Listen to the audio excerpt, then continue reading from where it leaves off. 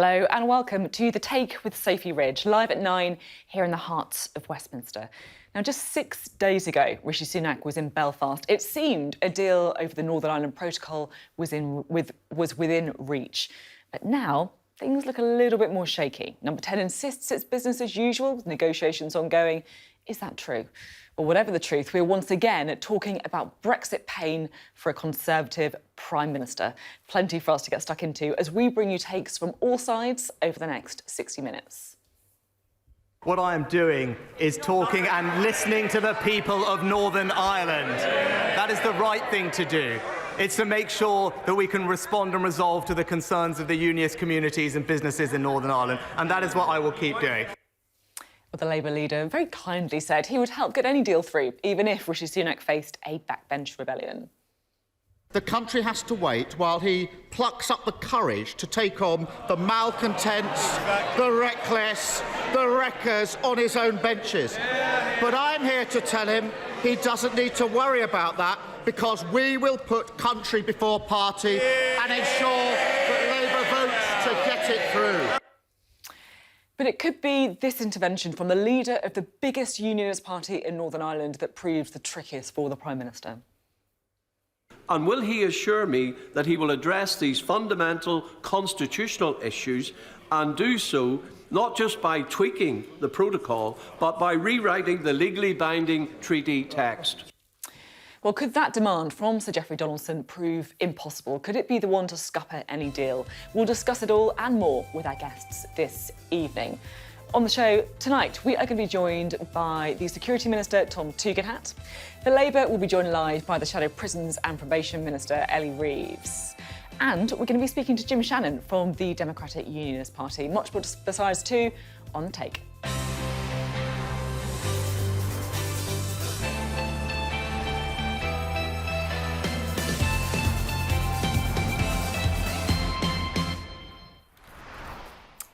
Good evening. Well, it looks an increasingly tricky route for Rishi Sunak to his hoped-for deal over the Northern Ireland Protocol, with the DUP and plenty of his own MPs too in the way. Now, on the global stage, it's all about Ukraine. Just a couple of days until it's 1 year since Russia invaded.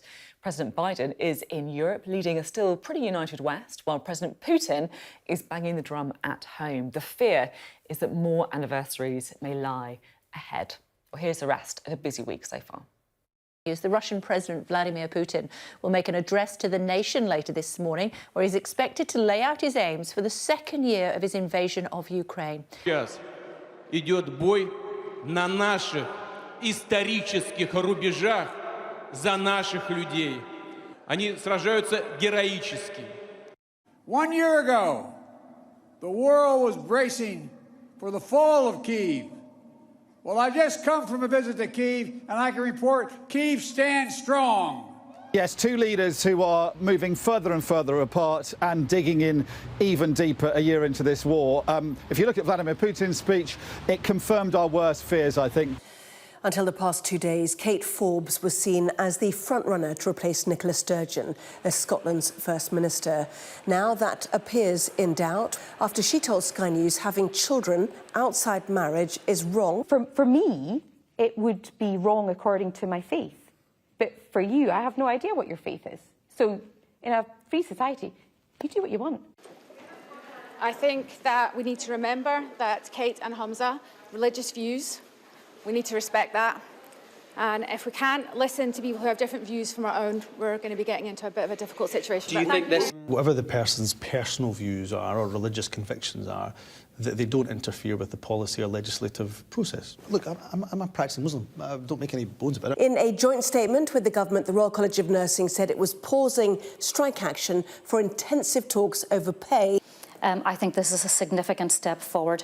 Every nurse in England today can breathe a sigh of relief, and more importantly, our patients can. I'm very pleased that the government is in intensive talks with the Royal College of Nursing to find a way forward. As I've always said, we are keen to discuss these terms and conditions, and I'm glad that those conversations are now happening. So that was our usual montage of the week so far. We can kick off proceedings this evening by hearing from the government. A little earlier, I spoke to the Security Minister, Tom Tugendhat. I started with another big story today, that Shamima Begum has lost her appeal against the Home Office revoking her citizenship. Shamima Begum, who was 15 when she left the UK to join Islamic State, has had her bid to overturn that decision to strip her of her British citizenship.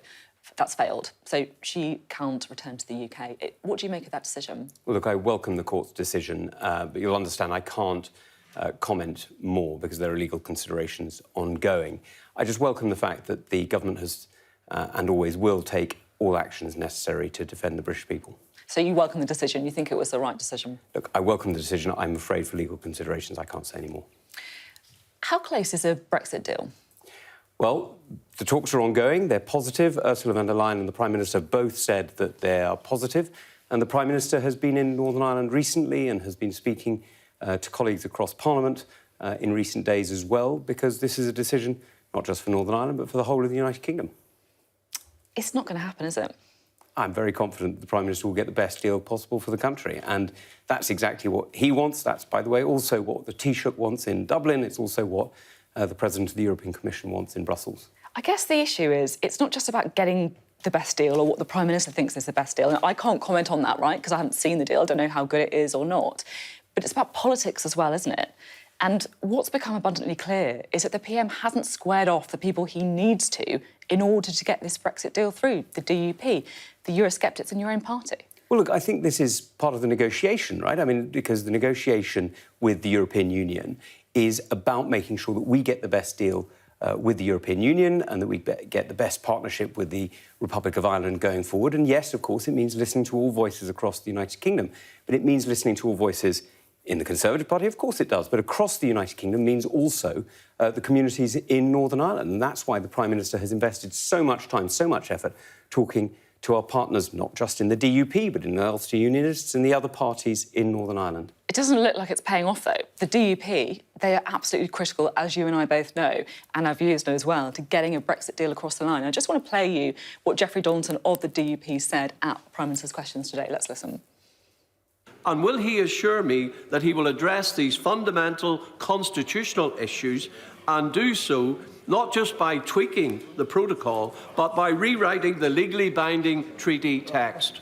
By rewriting the legally binding treaty text. It's not going to happen, is it? Well, look, the Prime Minister's answer to that question was very interesting because he was entirely complimentary of Geoffrey. And Geoffrey has been somebody who many of us have worked with for a long time. In fact, I was in the army with Geoffrey's brother. They've been friends for a very, very long time.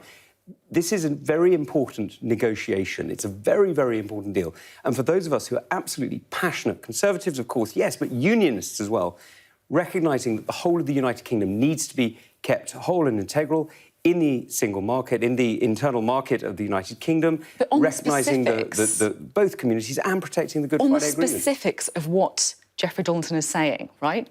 And I get that the tone is very measured, but you have to listen to the substance, not the tone. And the tone, he is saying, is he wants it rewritten, the text rewritten, and that's not what the EU is going to do. Well, what he wants is he wants an agreement that keeps the internal market of the United Kingdom He was very together. specific about what he wanted. He wants to be reopened. He wants the internal market of the United Kingdom held together. Of course he does. And so do I, by the way. He wants to make sure that the United Kingdom is whole and integral. And of course, so do I. But he also wants to get over the difficulties that the protocol has been causing at the moment. And he's not alone in that. Other parties in Northern Ireland, other parties in the Republic of Ireland and other parties in the European Union have also spoken about resolving the difficulties. So I think this is a really good start for a positive series of conversations. No, we're not at a deal yet, that's true.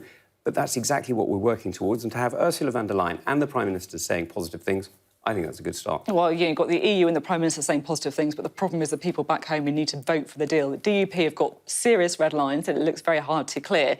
And, of course, people in your own party as well, the Eurosceptics, too, have been expressing concern about the deal. It does feel like, you know, anyone could have predicted that this was going to happen. Anyone paying any attention to the last 5 years of Westminster could have predicted this was going to happen. Sophie, it's certainly true that nobody is going to be surprised that there is a lot of discussion about it. That's, you know... Discussion's one way of putting it. Well, I mean, that's how discussions work. I mean, there's a lot of discussion about it. That's absolutely right.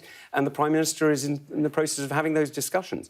Now, what we've got to do is get to a position that works for both communities in Northern Ireland. That's absolutely essential, and that maintains those essential points. It maintains, it protects the Good Friday Agreement. It keeps the internal market of the United Kingdom solid and open. And, of course, it resolves the difficulty that so many different people are talking about today. You don't have to be Geoffrey Donaldson. You can be Doug Beattie, who leads the Ulster Unionists, and indeed other members of different parties in Northern Ireland, who are all talking about this need to resolve some of those problems. So that's not a unionist position. It's not a nationalist position. Everybody's talking about it. I just wanted to listen to what Steve Baker had to say to me. It was the weekend before Rishi Sunak effectively won the leadership contest. He was backing Rishi Sunak, but he did so with a very clear red line. Some would say, he was almost laying down the law. Let's have a listen to what he told me then. This is what Steve Baker said. The current policy on the Northern Ireland Protocol must be continued. And I think this is another absolutely crucial point. If say, Rishi or Penny didn't carry through that policy, the Eurosceptics would implode the government. And again, whatever anyone else may think, my colleagues and friends like Bill Cash and Mark Francois and John Redwood, they are not going to tolerate any diversion, any equivocation on this point. He's right, isn't he? The Eurosceptics are about to implode the government. Steve is a great guy and a good friend and a man of very high integrity, and he is now, in the Northern Ireland office, part of these talks. So, frankly, if we can get... Does he support it?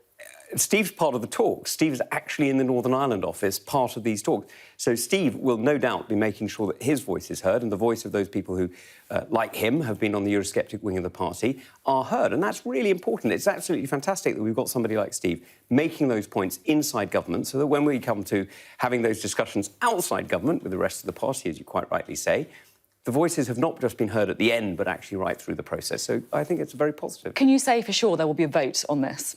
Look, the Prime Minister has said today that Parliament will have its voice heard, and there are many different ways in which the Parliament can have its voice. Does that mean there will be a vote on any Brexit deal? You'll have to ask the Chief Whip about that. I'm afraid the Chief Whip's in charge of parliamentary business. But the Prime Minister has been extremely clear that the Parliament will have its voice heard. And in many ways, we're having our voice heard at the moment as discussions are being conducted, and we'll have to see what happens in the end. Doesn't sound like a yes to me.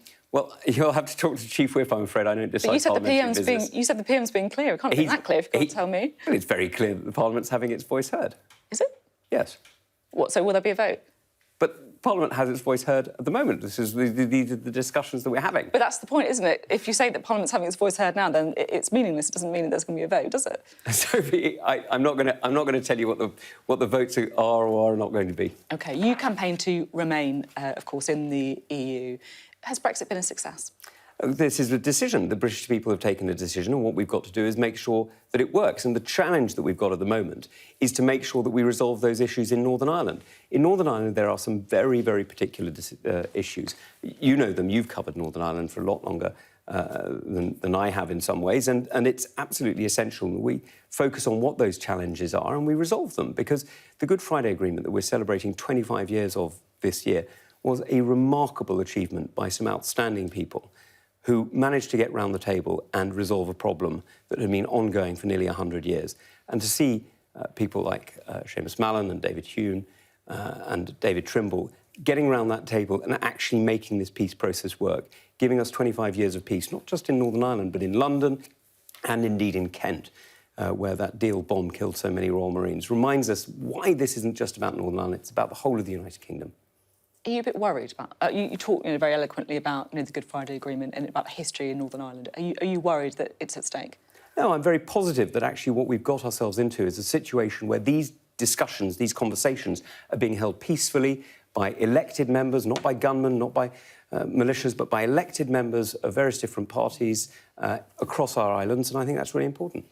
I want to talk to you a bit about Ukraine, if I may. President Biden, the US president, visited Ukraine recently. How significant a moment was that? Look, I think it's a very significant moment. I think it's quite noticeable that a US president has gone to a war zone. I can't think of an occasion when a US president has done that other than to go and visit US troops. So it's certainly not in recent years. So I think it's pretty telling.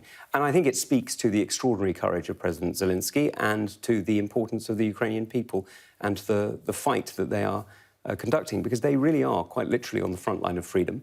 And we know absolutely that Putin's ambitions would not stop in Ukraine were he to be let through, and therefore what they're doing is they're defending us all. What do you mean by that? That his ambitions wouldn't stop in Ukraine? Well, does that mean? let's just have a look at the last 20 years.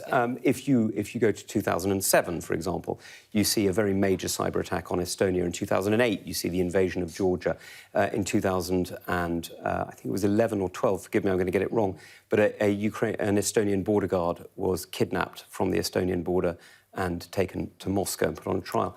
You see later incidents in Ukraine, where in 2014, of course, the invasion and the capture of Crimea, later attacks in Montenegro, attempted assassinations, attacks in the Czech Republic, and indeed here in the UK, the use of a chemical and a nuclear substance to murder individuals here in the United Kingdom. Now, some of them weren't acts of war, but all of them were warlike acts. And here we are seeing a genuine act of war, a major element of state aggression, the kind of which we haven't seen in 80 or so years. So you say that Ukraine is on the front line for freedom. And, of course, earlier this month, President Zelensky came here to the UK speaking to MPs. I think it was the second time he'd left the country since the invasion. And he had one really clear message. He said that we need jets. Is he going to get them? Well, we've already started training Ukrainian pilots, and I have to say I think that's an incredibly important thing to do, because what you don't want to do is make the decision, then find you've got 6 months to wait until you've trained the people to operate the machine, the equipment. So I think that's a really, really important decision. But let's not undersell what we're already doing. Since 2014, the United Kingdom has been training the Ukrainian armed forces. We've been assisting with any number of different forms of intelligence and, cyber support in terms of the cyber defence of Ukraine.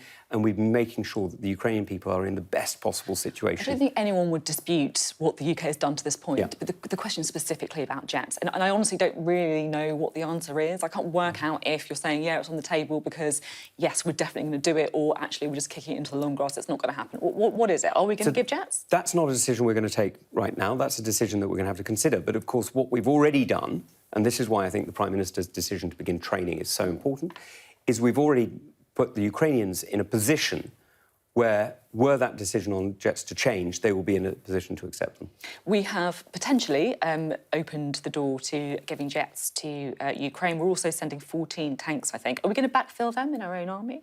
I'm afraid you'll have to ask the Defence Secretary about that, and that's going to come up in the integrated review, so I'm not going to preempt that. Sure. And should there be more money for defence in the budget? £11 billion, that's what the Defence Secretary... So, look, I'm an ex-soldier. You're never going to hear me say no to that question. But the reality is there's a huge number of things we've got to balance at the moment. This has been a really difficult time for the country. You don't need me to tell you that. You've been covering it in great detail.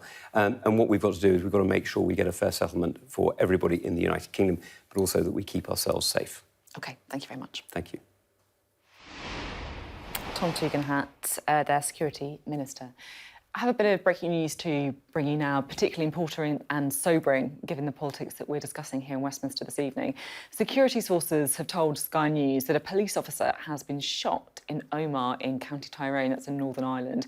Now, the officer has been taken to hospital because of their injuries. Well, let's talk a little bit more about that breaking news, shall we? And also some of the wider political story we're covering now. We're joined by our senior Ireland correspondent, David Blevins.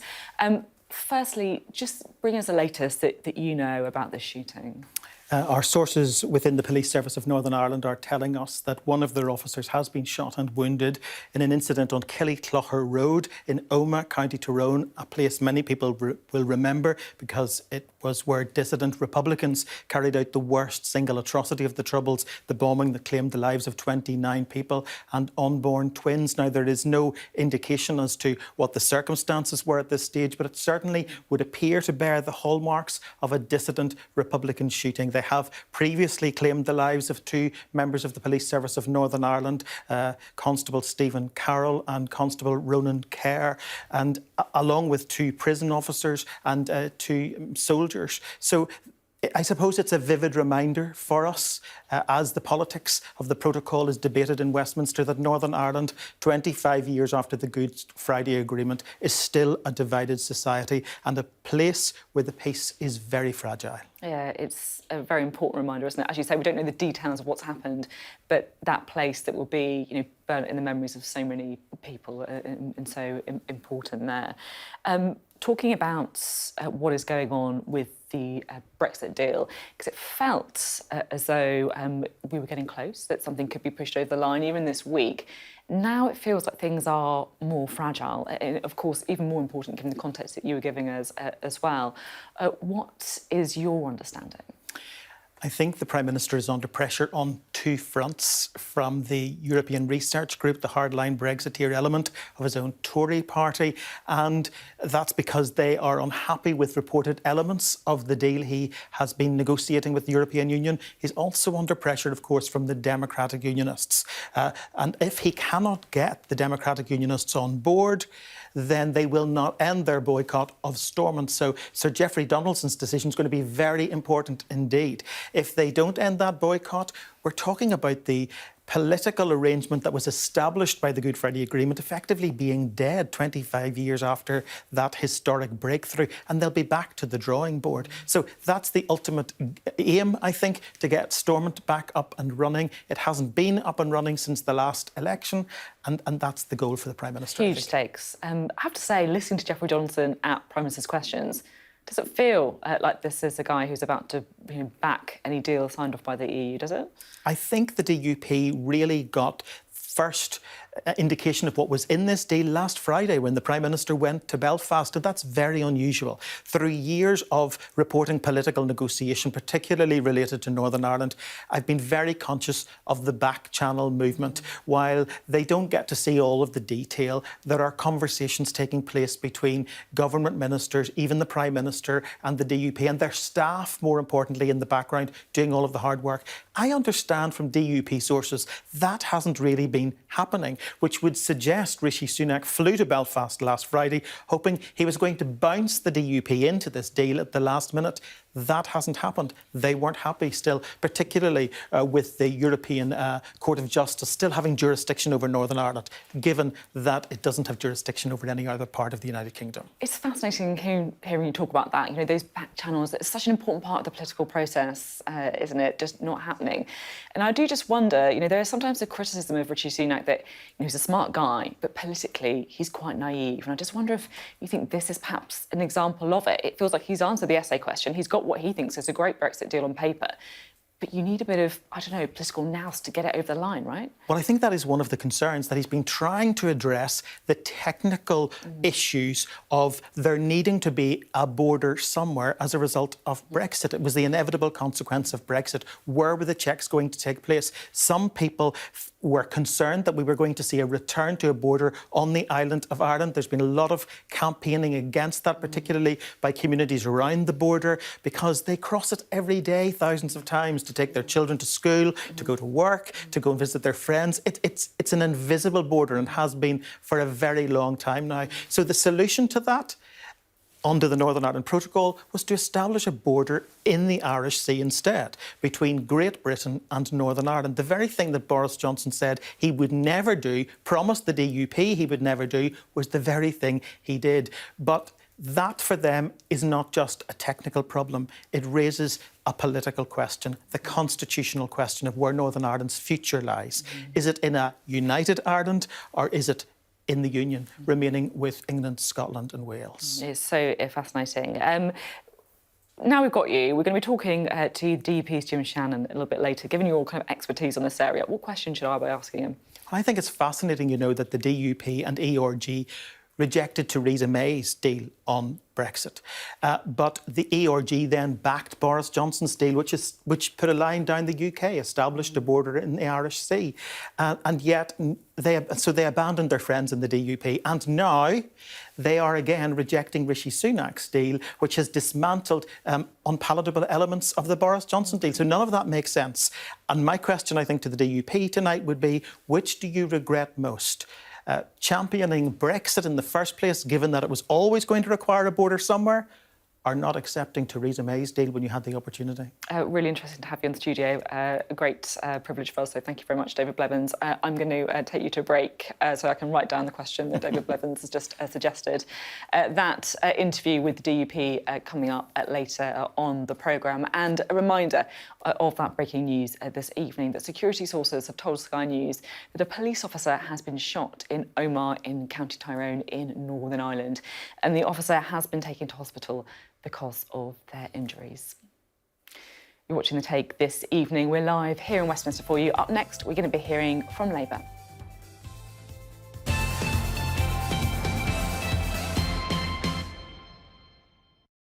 The Labour leader, Sir Keir Starmer, taunted the Prime Minister earlier, as we showed, promising he would help to get any Northern Ireland deal through the Commons if there was a Conservative rebellion. So let's get the view from Labour now, shall we? With the party's Shadow Prisons and Probations Minister, Ellie Reeves. I got the sense that Keir Starmer was having a bit of fun at Prime Minister's questions when he very kindly offered to, be the help that Rishi Sunak needed.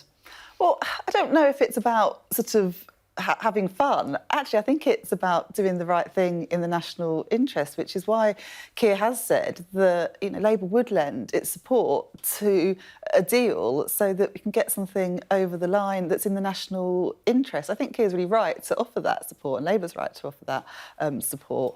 It seems at the moment that Rishi Sunak seems to be scared of his own backbenchers, and that's stopping progress from being made. It's not just being scared of his own backbenchers, though, is it? It's also taking into consideration the views of the DUP, people like Sir Geoffrey Donaldson, who are genuinely concerned about what it means for the future of the union.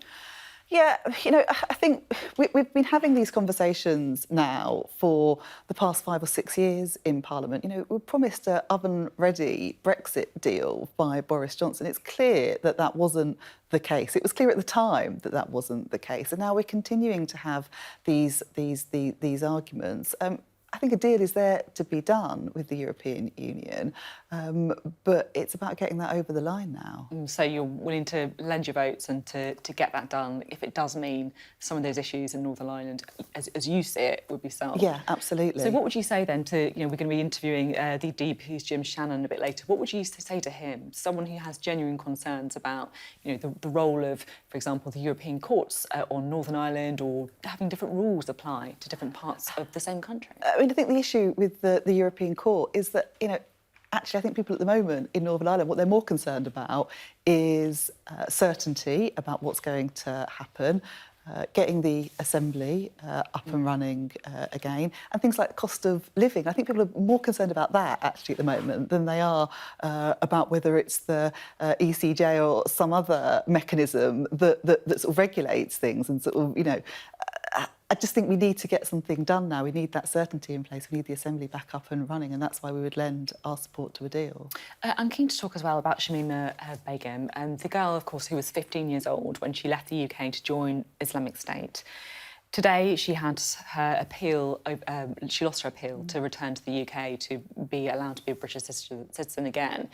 Was that the right decision? I'll start by saying that it was a really, really troubling case.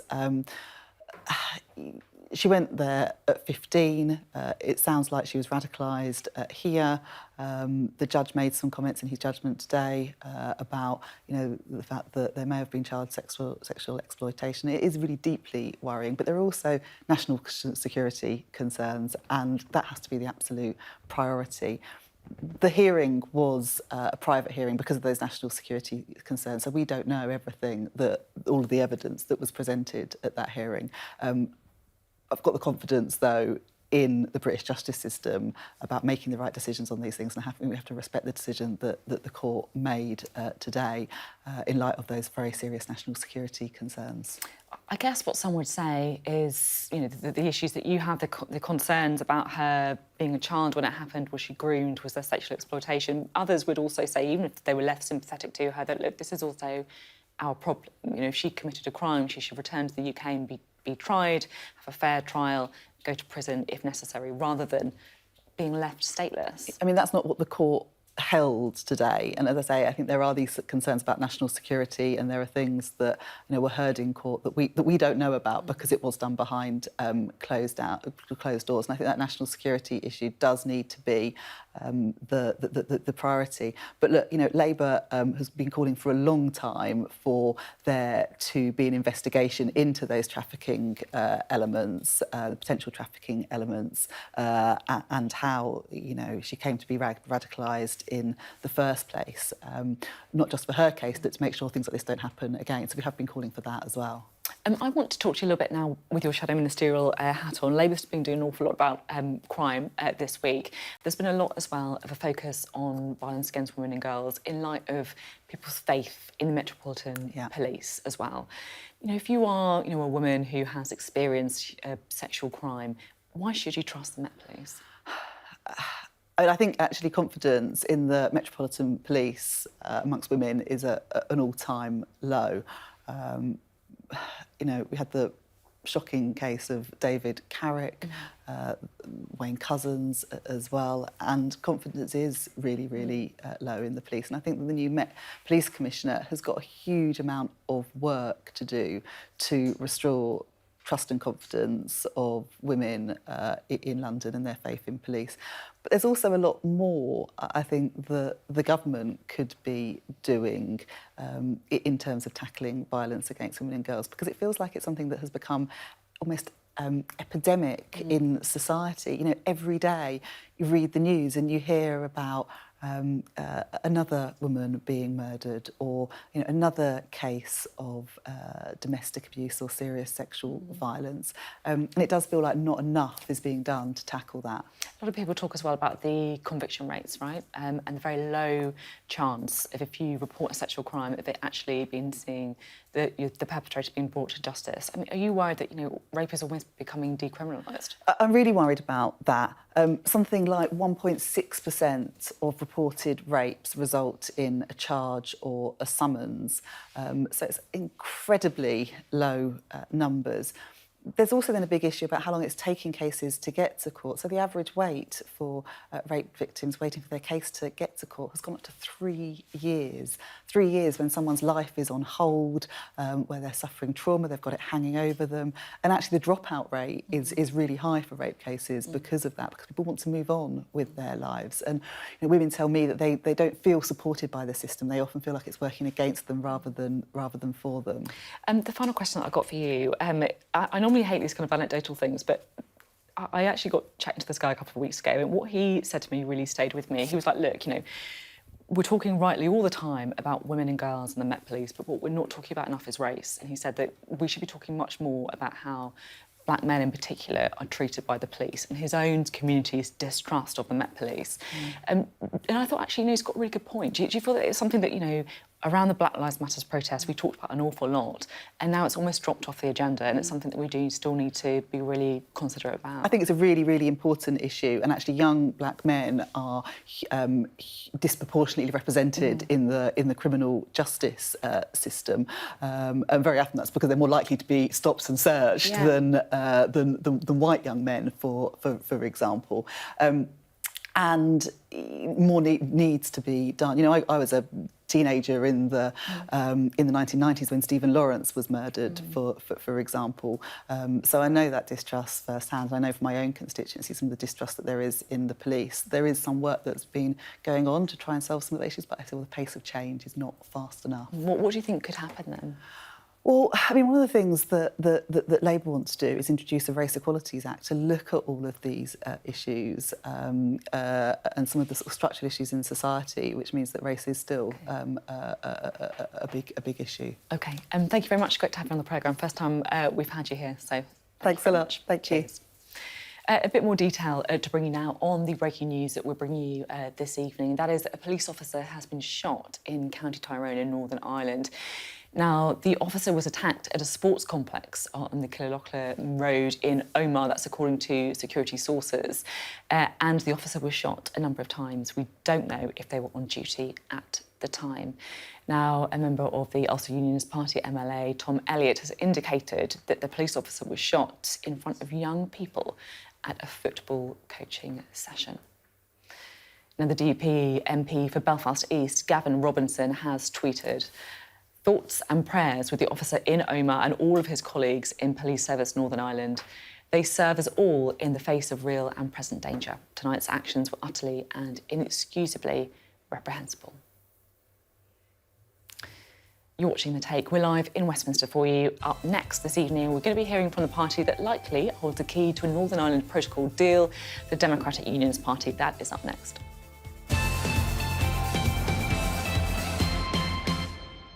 Hello, welcome back live to Westminster. You're watching The Take. Well, as we've been discussing this evening, Northern Ireland's largest unionist party is likely to hold the key to Rishi Sunak getting any deal over the protocol across the line. Now, that is because many in his own party will look to the DUP when deciding whether to approve any proposal.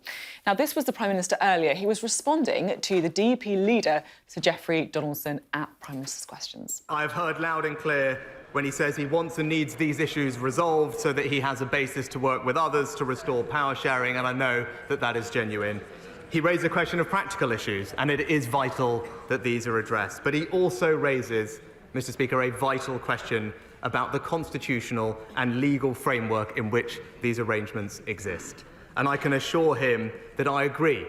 Addressing the democratic deficit is an essential part of the negotiations that remain ongoing with the European Union. And just as he has been consistent, so have I. And I can assure him that this is at the very heart of the issues that must be addressed.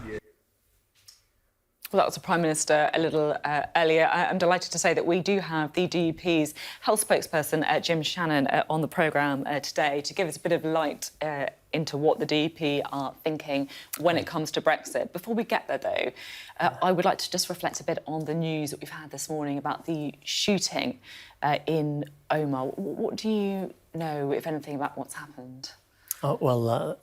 Probably things are very sketchy, to be honest. The reports are coming through that a police officer has been shot. I think it's in Omagh. I know Omagh fairly well. I was born there. Probably don't know very much about it as a wee child, but that was my area where we came from. Omagh has always been one of those historic places for me, a country town, but also the memories of the 29 people who were murdered in that IRA bomb way back some years ago. I think I just first would say my absolute thoughts, prayers of everyone, all decent people, are with that family and hope that things are okay. But it does perhaps remind us, unfortunately, that there are evil people out there who have evil intentions and they don't care who the targets are. And they've obviously chosen someone who was vulnerable at that time. And we just have to pray for his betterment and for his healing and also for the family. Yeah, really troubling reports, as you say, coming out of County Tyrone with the shooting of that police officer. As you say, the details still coming through now. Do you think it's a reminder of the fragility of Northern Ireland and the peace there? I think, Sophie, to be fair, over the years, we've seen a dramatic change in life in the province. Many people served in the Ulster Defence Regiment, in the British Army and the police, gave their contribution, gave their lives. Myself, my own family, we've lost loved ones, dear friends as well. We always remember them, never forget them. I think they're clear issues, but it tells us what the past is like. Now, has terrorism reduced? Certainly it has. But it doesn't take a whole lot of people to keep it going. And it's quite clear to all of us that from the information we get from the police, that there's still dissident Republicans out there who are intent upon creating havoc and murder as they will. I mean, we had a bomb in last weekend as well. So there's a reminder nearly every week of something. I mean, our police are very good. Their intelligence service is excellent. They probably have infiltrated, I suspect, the dissidents to some extent. But evil people can do evil things. And tonight we've been reminded of just that. And talk to us a bit about Omagh. You were born there, you say. It has a history, doesn't it? A real... I suppose I always take great pleasure in telling people to come from Omagh. And Vicky Ford, the MP, by the way, the Conservative MP, she was born in Omagh as well. So we're two I'm not sure that because Omegonians or something. I'm not sure what the terminology would be, but yeah, we're very proud of our history. I think we often and Oma, even back in my umpteen years ago, was a city where there was division.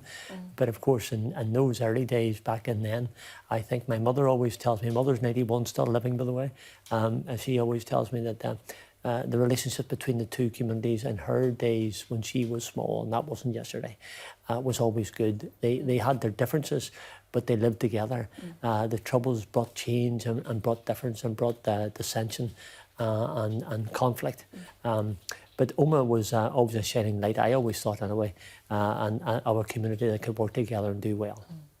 I want to talk to you a little bit about Brexit. We heard there, of course, Rishi Sunak responding to Jeffrey Donaldson of the DUP. How close are we, do you think, to a deal that could be acceptable to the DUP? I wish it was. That's what I would say to you. Yeah. Reality, I don't see that at this moment. Our party has a very clear mandate. We fought an election on it. We've a mandate to deliver to the people, and we're honest people, and I believe in honesty in politics, as our party does. I think we have to ensure that what we have as a mandate is delivered. We have a 7-point plan. Jeffrey Donaldson has given incredible leadership, and he's very clear. And we had a parliamentary meeting this week, and he was as clear as can be. No doubt. 7-point plan. That's what we need to address. How far are we getting there on that 7-point plan? 3.5, yeah. Really? Halfway, you think, then? Possibly 50%? 4, yeah. But it's not about, are we 3/4 of the way there? Are we almost there? You've got to have the whole lot. It's not about that. There's clear issues. When you heard, I heard what Jeffrey said. I was sitting beside him, but I heard his comment, and he referred to the constitutional position. There's big issues.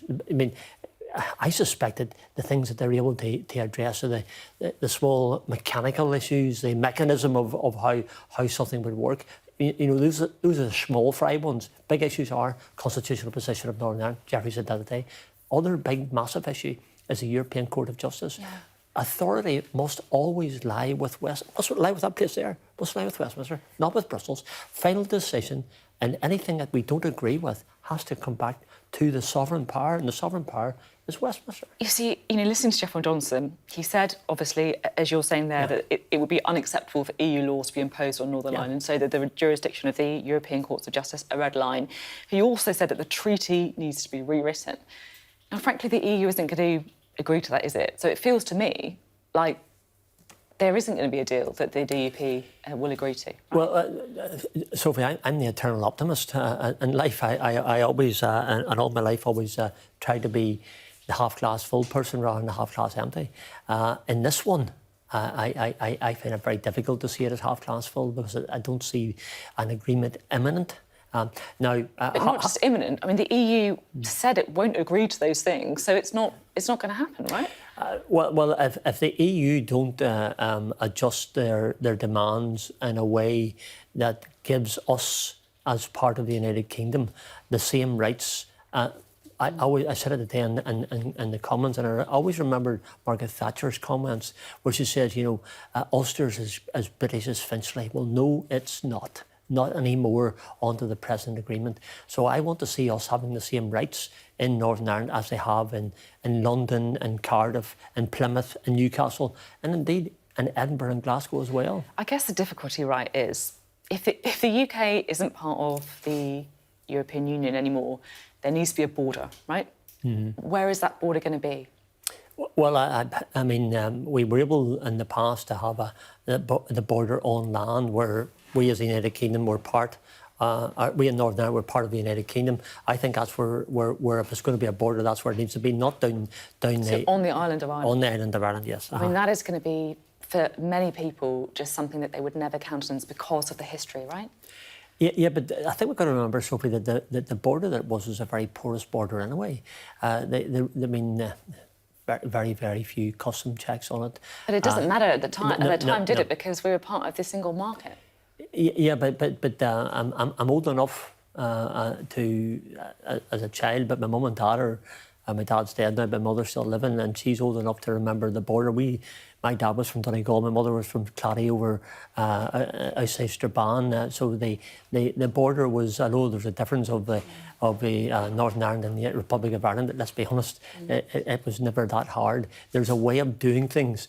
I think look, there's always a solution. The solution in this lies with Europe. And it lies clearly, the ball's at their toes. We're going to play football, then they've got to play it right.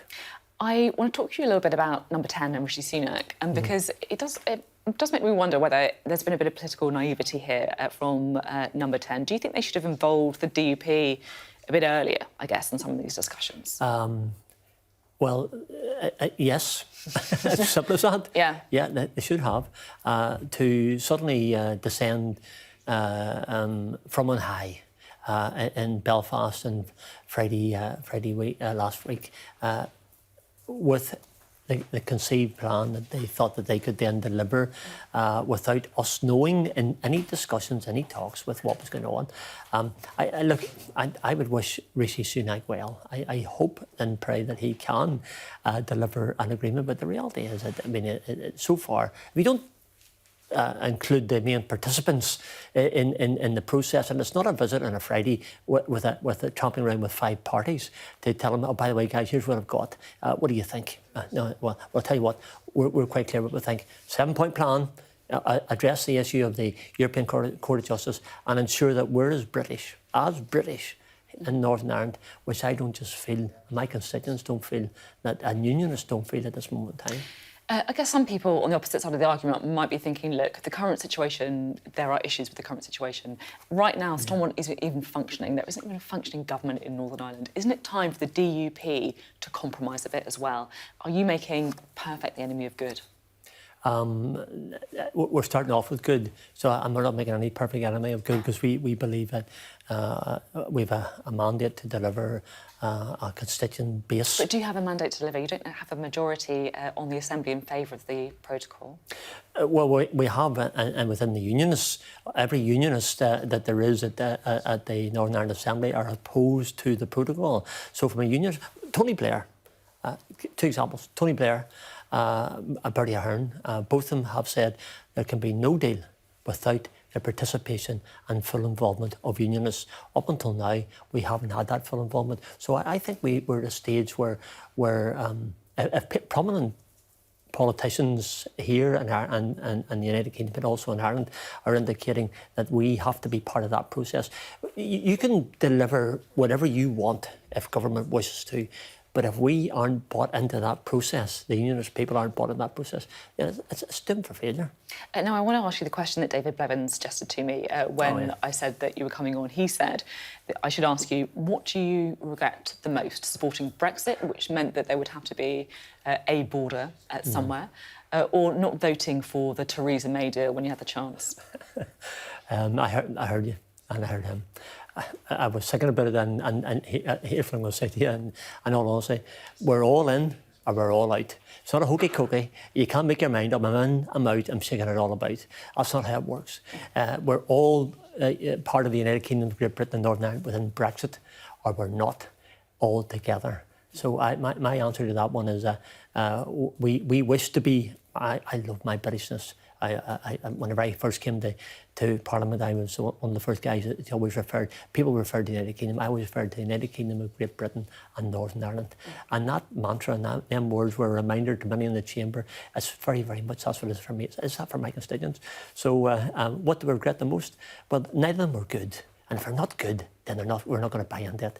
So we're not in, but we want to be alongside what Boris Johnson and his constituents have in London, and what they have in Newcastle, and what they have in Cardiff, what they have in Glasgow and Edinburgh.